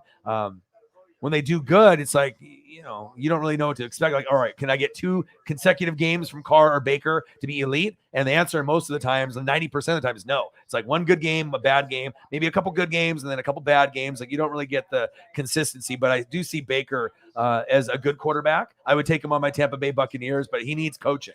I think with him, he needs coaching. And if you got good coaching with him, he'll succeed. If you have horrible coaching, he will fail. I'm not sure if he's good enough to take the stress. It seems like when I watched him in college and some interviews, you know what I mean? He's like really passionate, but I think it really gets stressful for him. But I think he's starting to prove the haters wrong. And if they win a Super Bowl, people will start rooting for Baker and hopping on that wagon instead of just being like, he's a Jimmy Garoppolo. Because think about it, would you rather have Jimmy G or Baker? I think it's pretty clear. Baker will make mistakes, but he'll give you more big game ability. Garoppolo is just the game manager. He's only going to take you so far, and he's going to fuck up and throw a pick or two. I'm already going to get a pick or two from Baker, but I might get 3 touchdowns. If I get 2 picks from Garoppolo, am I getting at least 2 touchdowns? Sometimes you only get 1 or none. So that worries me. So I want production. You feel me? Pyro Disco Flash. Dallas Cowboys have the NFC East locked. Yeah, baby. They do. And they're one of the best teams in the NFL. I have them at number 5 in my power rankings. Think about that. And I'm critical as fuck. You think I'm really going to put the Cowboys in there at 5 if I don't think they're 5? I would put a team like, Rams and like, seriously, if I'm going to put the Cowboys above the Rams, like, for 1 week, and I got to see, the Rams are nationally known as the better team. I get it, right? But is it okay to give a team that maybe hasn't been that good and then finally give them some love when they are playing good football, especially for that fan base? Like when they say that they're top 5 and then everyone else is like, shut up, right? Like this year, they actually are telling the truth. Like, yeah, this team is like a top 5, has that top 5 feel to me overall. You could say offense, defense is getting good. And I think Dallas could beat anybody. From what I've seen, I think that they could beat. Them and the Chargers are the 2 teams that could play each other in the Super Bowl, and they're probably the most dangerous because people are sleeping on Herbert, they're sleeping on the Chargers, they're sleeping on the Cowboys. But if you really think about the rosters and the coaching of the teams, minus McCarthy, I don't like him. Those are the 2 dangerous teams that if you play them, I'll tell you what right now, the Packers and Tampa Bay, the Rams, the Cardinals, do you think that anyone wants to play fucking Dallas? They are the cheat code. Like that's the one team that you don't know what you're getting when you play them, and they have enough ability to beat you if you're off your game. Like you have to play like an A game to beat them. You can't slide by with a C game and be the Buccaneers and slide with a C game with Brady and win. No, I will lose in the playoffs if the Bucs play C football. To the Cowboys. Same thing goes with the Chargers. Chargers play the Bills. Chargers play the Browns. Do you think they're scared of those teams? Ravens, Chiefs. I don't think they're, they don't have the fear either. So I think when you get 2 teams that are talented like that with those 2 quarterbacks, yeah, you got Josh Allen and Kyler. They're going to get the love from the media. Let's give a little love to Herbert and Dak and those kind of like X factor rosters. I watch a lot of tape and it's scary, like how good those 2 teams are. I think people are not really, it's easy to go for the preseason, teams like the Rams. Yeah, we already know they're good. But there might be teams that are just as good as them, if not better. You just got to watch the games. And obviously I covered, 7 games on Sunday, 3 in the morning, 3 in the afternoon, and Sunday Night Football. I was in the chair for like 13 hours. So I probably got more football in than anybody on planet Earth, really. I mean, in that little window or time period. So let's see here. Air Whitey. Packers, Bears isn't even exciting anymore. It ain't. And until Justin Fields is getting that team to the playoffs, it won't, right? But Montgomery needs to stay healthy. They need to get another Allen Robinson on the other side. They need to be able to get someone better than Cole Kmet. They need better defense. They lost everything when they lost Vic Fangio going to Denver as a head coach because that's what made him good a few years back. So, but at some point, Packers, Bears will mean something, but it might not be for like 2 or 3 years. But I think it'll get there. Niners feel like they're imploding and are about to join the bottom feeders again. I disagree, Ryan. So, I mean, easy for a Niner fan to think that. We've seen them be good. We've seen them be bad. But always remember about the teams with Patrick Willis and Navarro Bowman and Kaepernick. And, you had your boy Harbaugh. And, you're going to go through the ups and downs. You're going to be able to rebuild. Kyle Shanahan is a top 2 genius coach besides Sean McVay in this league. There's a lot of other coaches that are older, but if you're talking about guys that can game plan, guys that have offensive minded brains that are like Einstein level, the guys that can do a 20-word play, they can really break down everything. I think right now Kyle Shanahan and Sean McVay are my 2 favorites, that aren't like Andy Reid or Belichick or Bruce Arians or anything, Mike Tomlin's, like all these kind of other guys that are out there that are older that are great. Got to definitely shout out Andy Reid, right? Or Sean Payton. That's another one. I'm not going to leave anybody out. It's not really big on the Mike McCarthy thing. But I think the Niners, you're just finding out that Seattle, Russell Wilson's gone. So take advantage of that, right? The Rams and Cardinals are going to be hard to beat. You're not going to probably beat them until Trey Lance is really comfortable with the offense. And they are getting everything out of Kittle as a top 2 tight end. And I'm not sure if we're going to get that. And the defense needs to start gelling, but you got Debo and you got Brandon. You got the Yucksta.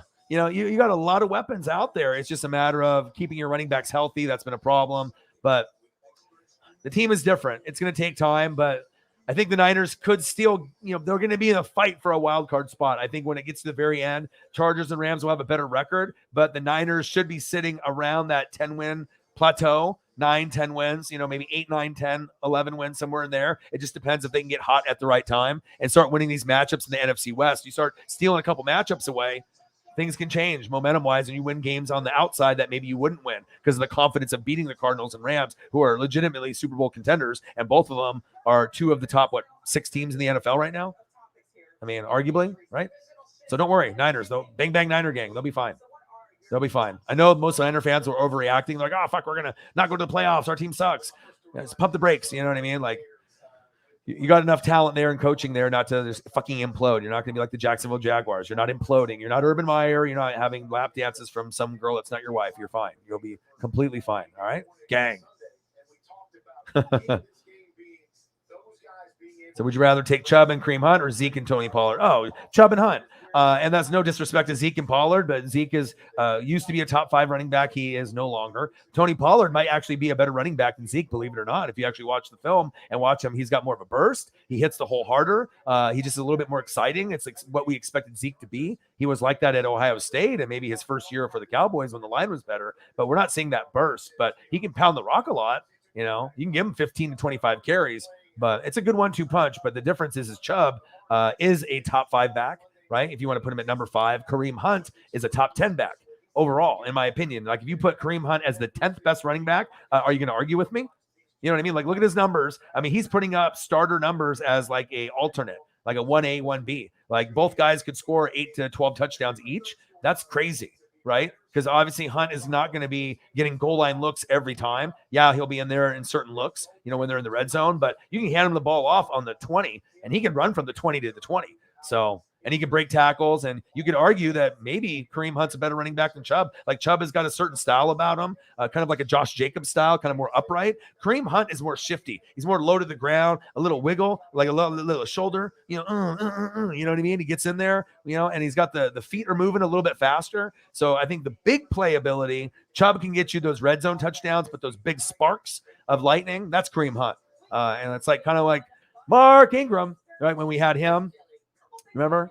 Right? And AK-41. That was a nice 1-2 combo as well. But anyone on planet Earth that knows anything, even Cowboy fans, okay, if you have Dak Prescott and Amari Cooper, CeeDee Lamb, Michael Gallup, and Dalton Schultz, and Blake Jarwin, would you rather have Zeke and Pollard or Chubb and Kareem Hunt? With Chubb and Kareem Hunt on that offense, that's the number 1 offense in the NFL. We're going to a Super Bowl probably with that offense. Chubb and Kareem Hunt on the Cowboys instead of Zeke or Pollard. Get out of here.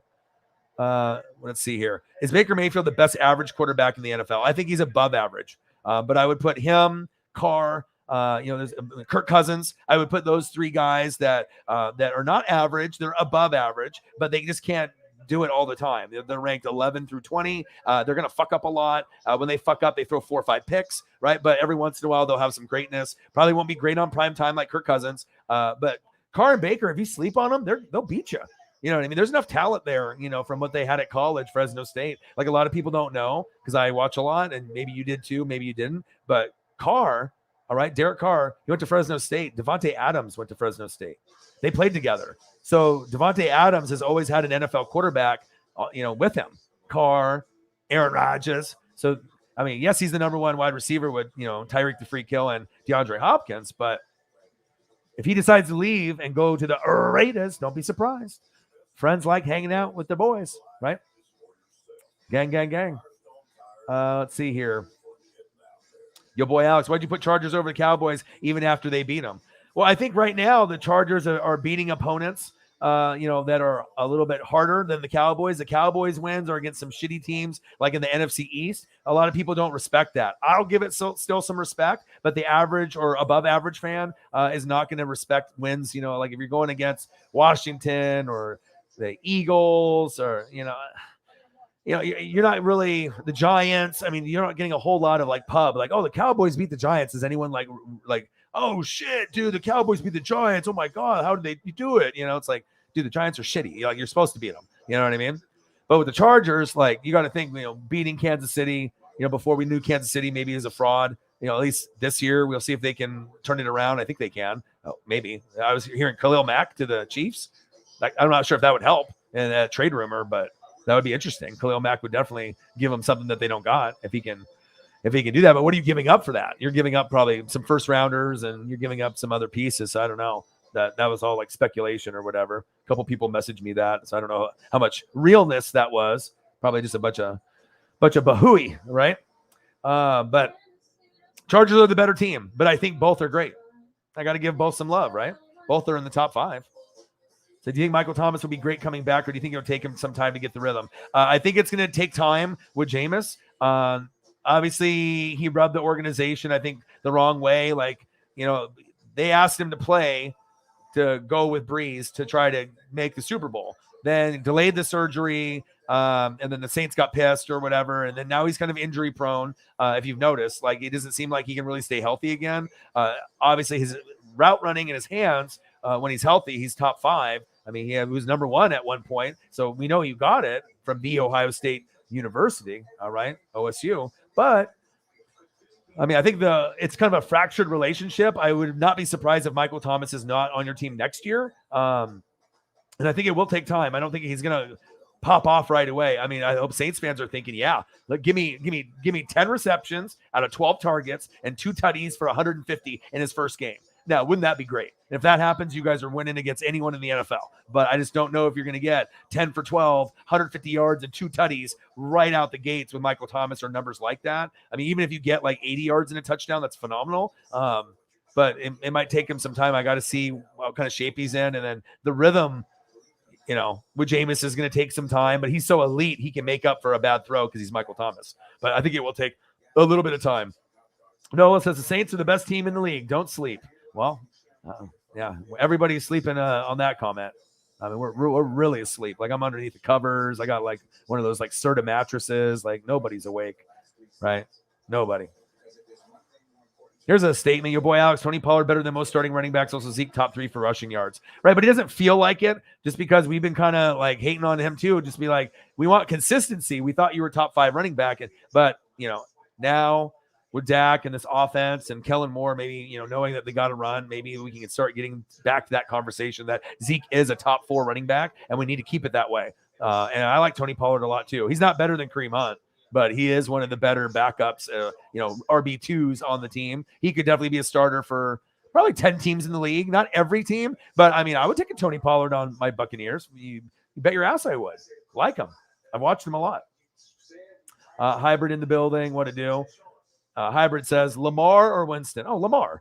I'm not really a big fan of either one, to be honest, because they're just so inconsistent for me for what I expect from them. Winston, I just don't want him to force it. Just let the game come to you and don't be Superman. Like, you're good enough with your arm. It's just your decision making and that Superman effect that you want to be the guy all the time. You pump the brakes and just let the other guys get some shine, and maybe they can end up getting 10 wins and really doing something special. We already know that you can throw for 500 yards in a game and throw for 5 or 6 touchdowns. We've seen it, right? But it's all those games that you throw the 2 picks or the pick 6 and the fumbles, like the consistency. Give me the consistency, and then everyone will be back on Winston's good side, or at least considering him like middle of the pack, right? And then Lamar is having an MVP season, stays in the pocket. You throw to Hollywood Brown. Now Hollywood Brown is a household name. He's a top 10, top 12 wide receiver. But he should have already been that a couple years ago. It's like, how dare you turn your back on a guy that's like a Deshaun Jackson for what? You dancing around for an extra 6 yards?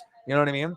Or going to Mark Andrews every time? Like, dude, you have an amazing wide receiver there. I mean, I have him in fantasy. The fucker scores like 20, 30 points a game. That means you're doing good in fantasy football. And that's facts. Let's see here.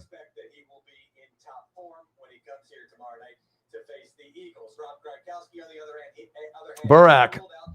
He said, I moved the Chargers quarterback, Justin Herbert, to number 3 now. Really like his football knowledge. Hey, he's very, very smart. Just like your boy. All right. Just like attention to detail. I just like the way that he throws. It's just so smooth and confident. Like, you can really watch Justin Herbert. He looks like the most confident quarterback that's playing in the NFL right now. I mean, I know Josh Allen looks like he's having fun. He's got the swag, but just look at the presence, of certain guys like Montana, Brady, right? Peyton Manning, Elway, Marino. They have a kind of a stance and an aura, like a light around them. Mahomes had it for a while, right? Certain guys, they got it. And telling you, Herbert's got it. Like, I mean, he can go down as one of the best ever, and not just Oregon, but I think quarterbacks. Like, he just seems like he's got a lot of upside. And they just need to have good coaching around him. If he has bad coaching, he's going to fall apart. He needs that coaching. But Derwin James and the defense, Asante Samuel Jr., Rashaan Slater. To me, the Rashaan Slater and the Asante Samuel Jr. pickup seems like, to me, Tristan Wirfs, Antoine Winfield Jr. for my team. So if you know the impact that Tristan Wirfs had and Antoine Winfield Jr. had, they were two of the best players on their side of the football. And now you got Asante Samuel Jr. getting picks, right? And then you also got Rashaan Slater protecting Justin Herbert, keeping him upright. It's just as impactful. So if the Chargers end up going to the Super Bowl, will I be surprised? No. If they make the AFC Championship game, win or lose, would I be surprised? No. If they go to the playoffs and lose in the first round, would I be surprised? Yes, because they have it. They have it this year. They're going to be deadly. And the same thing I think goes for the Cowboys as being that kind of like everyone's talking about the Rams and the Cardinals and the Packers and the Bucks, talking about those teams, but the Cowboys are the dangerous one. Like really dangerous, right? Everyone's talking about the Browns and the Bills and the Ravens, but the Chargers, they're the deadly ones. It's like the Mamba mentality, right? Kobe, rest in peace, my dog. Just got to have that mentality, and I feel it with those two. It's like it's gonna be scary. Like don't be surprised if you see those teams like upset a top dog. Like if it's Chargers Bills and Chargers win, or Chargers Browns, I wouldn't be shocked one bit. If the Cowboys play the Bucks, the Packers, the Rams, or the Cardinals, I would not be shocked out of any team Cowboys winning. So that should show you how confident I am of Dak. And a lot of the Cowboy haters, out there, or NFL haters, or, Bill Belichick and Patriot Brady haters. I get it. There's a lot of bullshit that goes on in the NFL. I get it, right? But there's just certain guys that are just special. You can just, you can see it. It's cool to see the progression of guys go from, either immediately great or taking some time to get there, and how long they can sustain the greatness. And then you can kind of see if you're someone that watches a lot of film or reads a lot or, does the due diligence like your boy. Sometimes I can give you a perspective like 6 months early, a year early. Like I can call something way in advance before anyone else in the media is saying it mainstream. Like I told you, Herbert was top 10 when no one thought he was top 10. He won Rookie of the Year, even though it should have been split with Jay Jetta, Justin Jefferson, but he won it. Okay. Most touchdown passes out of a rookie, right? Then I told you he could be top 5 this season. He's playing top 5. I mean, is there any argument from anybody that you don't think that Justin Herbert's playing like a top 5 quarterback right now? Like if you don't want to put him at 1, 2, or 3, I understand. But I think it's very hard to not put him like, 4 or 5, because if Russell Wilson's not in the conversation, Mahomes is not in the conversation, right? Rodgers could be up in the top 5. Who are the other top 4 quarterbacks? That's very simple. It's Allen, it's Justin Herbert, it's Kyler, and it's Dak. Is there anyone else? Am I missing anyone else to your, you can put Lamar up there pretty close, but I think I like those other 4 a little bit more than Lamar personally. But hey, things can change if you keep going to Hollywood Brown and getting me some fantasy football points. So Lattimore is better than prime time. Yeah. Yeah, Lattimore is not better than prime time. So did you just say Alvin Kamara is better than Barry Sanders? Yeah, Barry Sanders is like one of the greats of all time. And a lot of people that hate on Barry Sanders or Emmett or that old school, because they probably didn't watch them like live like I did. You know what I mean? And it's like just highlights and shit, or you're just talking about, what you've seen, as a young buck. You know what I mean? But if you've been watching football like me since 85, the Bears, all right, I've been watching a long time. So I've seen so many eras, and so many players. And Barry, you're never going to replicate that. He might go down in history as the best running back of all time. Played like 10 years, made 10 Pro Bowls. Like, who does that? And he retired in his prime. He could have played another 5 or 10 years. Would have broke the rushing record. Had the worst O-line, one good lineman, Lomas Brown. If he had the Cowboys O-line, he would have destroyed more records. He'd give you an 80-yard touchdown and then an 8-yard loss. But when he gets you that next play, that big one, he's juking 8 people in a play. The craziest legs that I've ever seen in football, Barry Sanders. So, yeah, Barry is number 1 all time. Facts. Jerry Rice, number 1 all time. Wide receiver, facts. Dion, corner, facts. Linebacker, that's debatable. A lot of guys up there. I really like Ray Lewis. I think Ray Lewis has to be definitely recognized as one of the best all time. I think he's a generational linebacker. Could have played in any era. Most motivational. Legit, one of the best. I'm a Derek Brooks guy too. So for me to say Ray Lewis, obviously I'm giving love to that position. Urlacher, there's a lot. Greats, Kuechly. We've seen a lot, but Patrick Willis would probably be up in my top. I like him a lot. I think he gets slept on a lot. Patrick Willis is very, very good. Like we thought Navarro Bowman was good when they had the 2-0 with Harbaugh and Kaepernick. No, Patrick Willis is like Hall of Fame. Like was fucking insane how good he was. So got to show some love. That's facts. Well, I appreciate you guys, man. I did the Eagles. Did the Eagles reaction video. Prayer Man 2009. He sent me $15. Sent me $15 on Cash App. He's like, and then just a support. That was awesome. I was at work and I was at my first job and I was like, I wasn't even expecting that. So that was awesome. Did that video. I'll get more reaction videos out as, spent some time with the dog and the girlfriend and stuff. So sometimes you got to take a mental health day, because normally if I'm going to be doing reaction videos on a Tuesday, I'm going to try to pump out 2 or 3, usually 3 or more. But, every once in a while you got other shit that comes up, and I was going to keep the power rankings, and I was going to try to get at least something done before the Buccaneers and the Eagles tomorrow and the Dodgers and the San Francisco Giants. I can't wait for that. And then AEW got canceled until the weekend because of hockey. So I'm really excited for AEW too. So NFL Power Rankings week number 5. Number 1, Cardinals 5-0. Why? Because they're undefeated. Case closed. Number 2, the Buffalo Bills 4-1. 38-20 versus the Chiefs. Love everything about the team. The coach, the quarterback, a wide receiver, Dawson Knox. The only shitty thing about their team is their running backs. They need someone better than Singletary. He sucks. Zach Moss, I like him. He's good, but he's like an RB2. So if he has any kind of injury, they're fucked. If it has to be Singletary or someone else, they're not winning a Super Bowl. They need Zach Moss, and that worries me. You know what I mean? Like, they just had a stud running back, a Jonathan Taylor, a Josh Jacobs, a stud, a Nick Chubb. Then they would be Super Bowl favorite. Like, you'd feel really good about it. But, Devin Singletary doesn't really threaten people. Zach Moss is starting to, but they worry me there. That's one thing. So I have high expectations for teams that are elite, and I'm going to point out the flaws. And like I said, if they can correct them, then everyone will be on board. But it seems like everyone's crowning the Bills already. They're the best team in football. I don't think they really are the best team. Do I think the Cardinals are the best team in football at 5-0? I don't know. Not really either. You know what I mean? Like, there's rankings, and I'm going to do it based off my rankings. But, I guess it just depends on who's playing the hottest or who's the best team. Those are two different things. Who's hot and who's the best, which is normally means if you're the best, you're, the most talented and you have the least amount of injuries. But it's all speculative. You feel me? Number 1, Cardinals, 5-0. Number 2, Bills, 4-1. Number 3, my Tampa Bay Buccaneers. Everyone wants to shit on them. You're not good. That's why Brady's leading the league in passing. All right, he's 44 years old, 4-1 record, 45-17. Now it's Brady to fly like a butterfly, sting like AB is my number 1 target. AB is killing it. I have a shitload of injuries in the secondary. Carlton Davis, Sean Murphy-Bunting, Jamel Dean, Levante David just got fucking nicked up. Great, thank you, appreciate that. Devin White and others will have to step up, like Vita Vea, but I like my team. I like my chances. I think we're great. And we're going to play the Philadelphia Eagles tomorrow, and hopefully it's an ass whooping. All right. That's just me feeling. I think we got to do it. We can't let the Eagles win that game. We got to keep it moving. 5-1. All right. Number 3, my Tampa Bay Buccaneers. At number 4, we're going to go with the Los Angeles Chargers. Justin Herbert, MVP candidate. Kyler, Dak, MVP candidate. Josh Allen, MVP candidate. All right. Playing great. But the real X factor to me is Staley, the coach. Bringing him over from the Rams, deep coordinator. That was number 1. All right. 2, Sante Samuel Jr. All right. Bringing that corner in, killing it already. Good chemistry with Derwin James. And then number 3, what is it? Could it be Mike Williams? Is it Justin Herbert? No. Those are great, right? But we're going to go with Rashaan Slater. So when you have offensive linemen, corners, safeties that are really impactful, it can take you to a Super Bowl and help you win one, especially if they end up being like Pro Bowl players year 1. And imagine if you get one on both sides. One on defense and on the offensive line. Crazy. I'm telling you. Number 4, Los Angeles Chargers.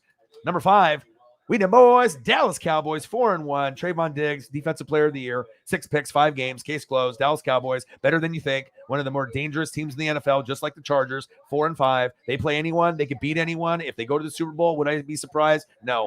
I think that those are very scary teams if they can stay healthy and they don't have any injuries. And they are the X factor in the NFC and the AFC. It really is going to go through them. And whoever they play, I would be afraid. And I'm more than likely the Bucs will play the Cowboys if I had to predict the future. And the Chargers will probably end up playing the Bills. And if that ends up happening, you might get one upset. You might get 2.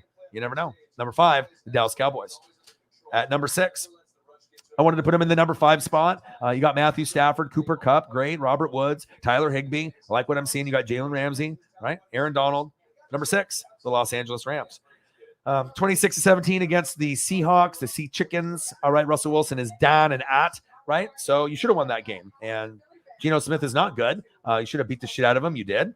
You are a top 5, top 6 team in the NFL. Some other teams are getting kind of hot right now. But in all reality, if the Rams played anybody in the NFL, they can beat anybody in the NFL. They're that one team probably that you can confidently say, besides maybe the Buffalo Bills, if you're an AFC fan, that if the Buffalo Bills or the Rams play any fucking team, you could bet money on them and feel good about it. Like, I'm going to bet $10 on the fucking Rams winning, or I'm going to bet $10 on Josh Allen, right? And then if you lose, you're like, oh, you weren't really expecting it. But if you win, you're like, yeah, I should win. You know what I mean? Like, those teams are very dominant. So I get it. Want to put them higher, they'll earn it. Number 6, the Los Angeles Rams. At number 7, moving up and creeping up on my list, it's Lamar Jackson, Hollywood Brown.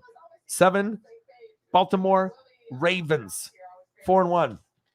Lamar's having an MVP season, but it's nice to see Hollywood Brown become a top 12 wide receiver in this league. He's finally getting love like Tyler get to the door and Lockett did from Russell Wilson. Hollywood Brown is a wide receiver 1. Now you have a top 12 wide receiver. You also have a top 3 tight end. And if you actually look at the fantasy numbers, Hollywood Brown is putting up 20s and 30s in fantasy. So he's actually playing like a top 8 wide receiver in the NFL overall. So exciting to see the development. Keep going to him. Defense, do a little bit better. And as long as Hollywood Brown's getting the ball, that team could go all the way to the AFC Championship game. They're good enough with Lamar, but they're explosive enough with D-Jax or Antonio Brown, who is essentially who? Hollywood Brown. All right? Get him the ball. Get him the ball. You get him the ball, Ravens could beat anybody either. I mean, it wouldn't really matter. They could line up against anyone in the AFC, right? As long as Hollywood Brown is getting the ball, 10 targets, 7 catches. He's probably scoring twice, maybe 3 times. All right. And Lamar will get a few of, 2 or 3 on his own. So that's no question. Number 7, Baltimore Ravens. Number 8 should be probably a top 5 team, but Mason Crosby. You missed a lot of field goals. One thing that I did learn from that game is you guys squeaked by. You got Aaron Jones. Devontae Adams is the best wide receiver in the league, even though Tyreek the Freak Hill and DeAndre Hopkins are amazing. They're elite as well. 1, 2, 3, swap them in any order. But I like Devontae Adams right now as the number 1 wide receiver last year and this year. All right.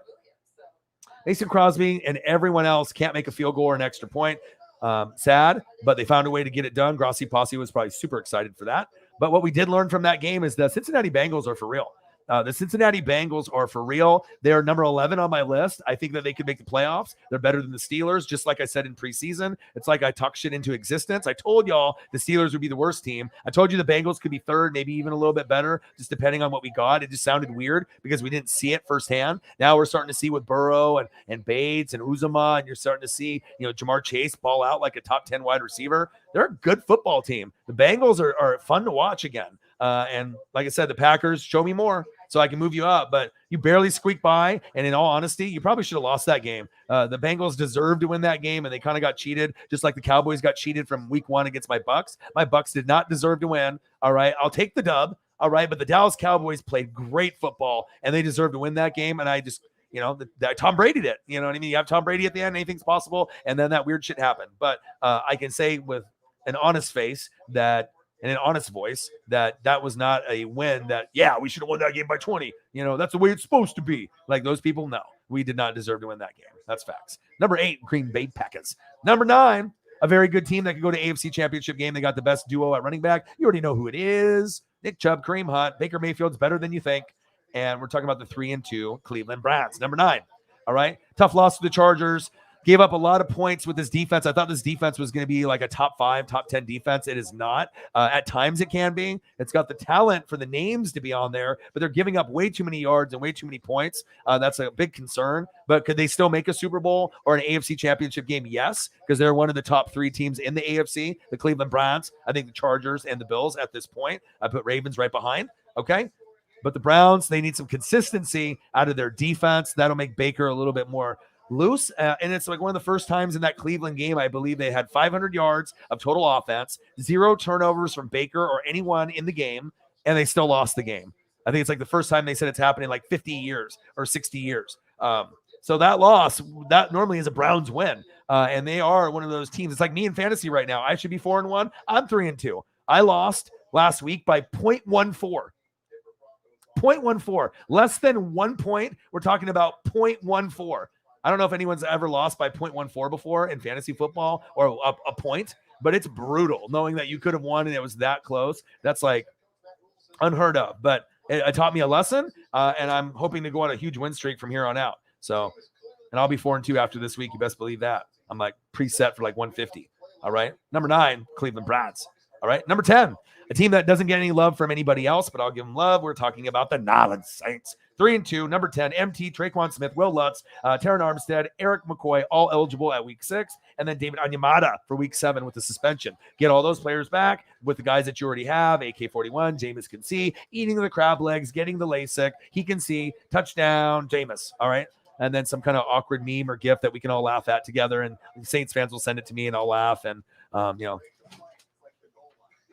that shit, something like that. It's always going to be something crazy. So, but I appreciate y'all very, very much. That is the list.